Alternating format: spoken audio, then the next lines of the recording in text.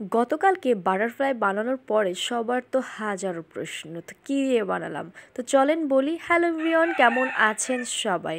আমি তো এটা বানাইছি আমার ঘরের টিস্যু রোলার দিয়ে। আমরা যেহেতু ক্রাফটের মানুষ, সেহেতু আমাদের কাছে একটা টিস্যু রোলার এটাও বাদ যাবে না। সব কিছু দিয়ে আমাদের ক্রাফটের কিছু না কিছু বানাতেই হবে।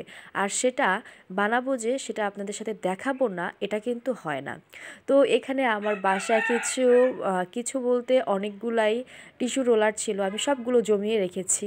আর একটা একটা করে আমি এগুলো ভিডিও আপলোড করবো ইনশাল্লাহ নেক্সটে। তো আজকে যেটা বানাচ্ছি সেটা হচ্ছে একটা বাটারফ্লাই।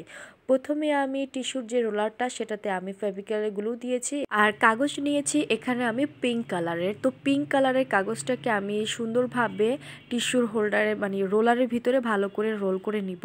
এবং আমি এখানে একটা কালো কালারের কালার্স পেপার নিয়েছি, এটাতে আমি বানাবো হচ্ছে একটা বাটারফ্লাই।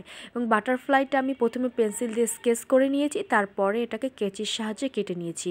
এবার তারপরে কাটার পরে যে বাটারফ্লাইয়ের মাথার যে দুটো অংশ থাকে, মানে এটাকে চোখ বলে না নাক বলে না কান বলে আমি জানি না, তো ওইখানে যে দেওয়ার জন্য আমি দুইটা পিঙ্ক কালারের কাগজ গোল করে কেটে নিয়েছি। আর এখানে আমি বাটারফ্লাইটা রোলারের সাহায্যে অ্যাটাচ করে নিচ্ছি ফেভিকলের গ্লু দিয়ে। আর গোল শেপ করা যে কাগজটা, সেই কাগজটা এই তো আমি বাটারফ্লাইয়ের যেই মাথার অংশটুকু রয়েছে সেই অংশটুকুতে দিয়ে দিচ্ছি। আর এই অংশটুকুতে দেওয়ার পরে এখন আমি দেব হচ্ছে বাটারফ্লাইয়ের চোখ। তো চোখটা যেহেতু আমি এখানে একটা রাউন্ড শেপ করে কেটেছি, এর ভিতরে আবার দিব হচ্ছে সাদা কালার উপরে দেব।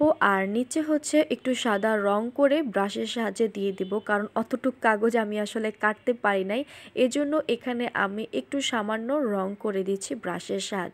আর এটা একটু শুকানোর পরে আমি এখানে দিয়ে দিব হচ্ছে বাটারফ্লাইয়ের গায়ের যে অংশটুকু সেই অংশটুকু। আর এটা আমি দিয়েছি হচ্ছে আমার যে রং ছিল সেই রঙের মাথায় যেই মানে মুখাটা ছিল সেই মুখাটাতে আমি ভালো করে রংটা ব্রাশের সাহায্যে লাগিয়ে নিয়েছি। আর তারপরে একটার পর একটা আমি খুব সুন্দরভাবে ট্যাপ ট্যাপ করে দিয়েছি।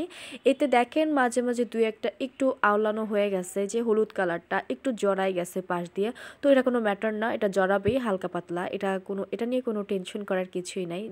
আর লাস্টে আমি এখানে সব কালারই দিয়েছি মোটামুটি, তবে বেশি দিয়েছি এখানে আমি সাদা কালার, লাল কালার আর ইয়েলো কালার, কারণ এই তিনটা কালার অনেকটা ফুটেছে। আর যে পার্পেল, ব্লু, সবুজ এই ধরনের কোনো কালারই এখানে ফুটে নাই।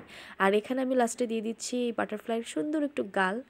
আর এটা হচ্ছে আমার কাজের আজকের ফাইনাল লুক। তো আপনাদের কাছে এটা কেমন লেগেছে সেটা কিন্তু অবশ্যই কমেন্ট করে জানাবেন। আর হ্যাঁ, এটাকে কিন্তু আপনারা একটা পেন হোল্ডার হিসেবেও রাখতে পারেন, অথবা একটা ব্রাশ হোল্ডার হিসেবেও রাখতে পারেন। সবাই ভালো থাকবেন, আল্লাহ হাফেজ।